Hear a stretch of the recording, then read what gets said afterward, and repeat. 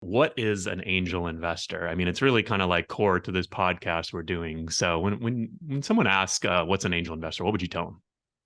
Yeah, I mean, by the strict definition, if you're just going on, the internet, looking at Investopedia, something like that, an angel investor is basically a high net worth individual who provides financial backing for startups or entrepreneurs in exchange for ownership and equity in the company. And for me, I guess that's a traditional definition, but I think more and more, what's become important is that many people and like normal people want to be part of the ownership economy.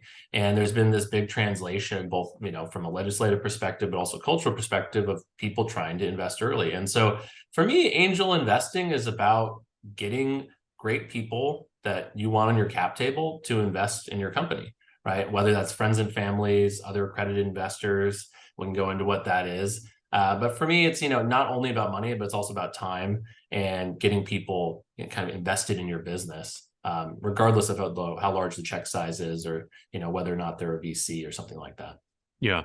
And I mean, I feels like there's something, I don't know, sexy about being an angel investor, putting it on your LinkedIn or telling people you're an angel investor there. I mean, I feel like the interest in becoming an angel has definitely increased in, I don't know, maybe the past 3 to 5 years. Like I kind of joke, like seems like everybody is or wants to be an angel. I don't know. What do you think about that and maybe why that is? Yeah, I mean, definitely some cachet, right? You feel very Hmm. important when a company sends you, hey, I want you to invest. Here's my deck. Here's my financials. Yeah. It's a power thing, right? Yeah. So, in They're my asking mind, you for something. that's a lot of what it is. For the people that are actually like what I would call actually angel investing is they're putting some money down, right, on a Hmm. repeated basis. If you're an angel investing once per year, I mean, I think that's pretty infrequent. In kind of my mind, people that are doing this more repeatedly and looking to do it on a repeated basis, Yeah. for example, like syndication, as I've started to look at it, it's like it ramped with one company that I liked and was like, hey, I can help them raise something here. I want to invest. I'm already investing and advising. Yeah. Why don't I get some other people to do it? And then all of a sudden now we're in a cadence where there's 1 to 2 deals a month.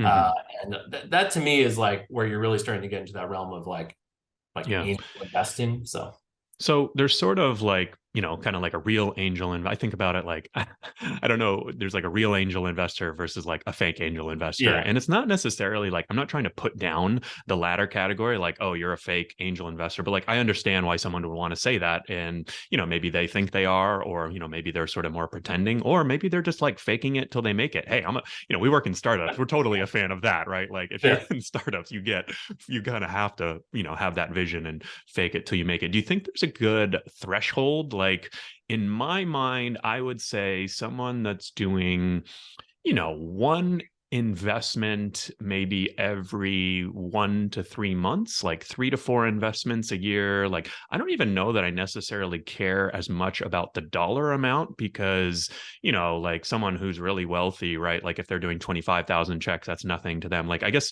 maybe more percent of your net worth is like a good function, right? Like if you're doing, I don't know, if your net worth is $1 million, I don't know. Maybe we don't have to go into that much detail, but if it's like Yeah, a decent chunk of your net worth, right? And it's only $2,500 checks and you plan to do 10 or 20 of them. To me, that's meaningful. And like, I would call you an angel investor. What do you think?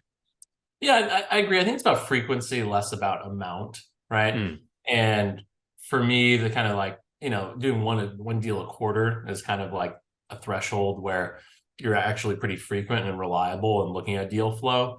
If yeah. you get much below that, it's really more of like I would call it a friends and family investor.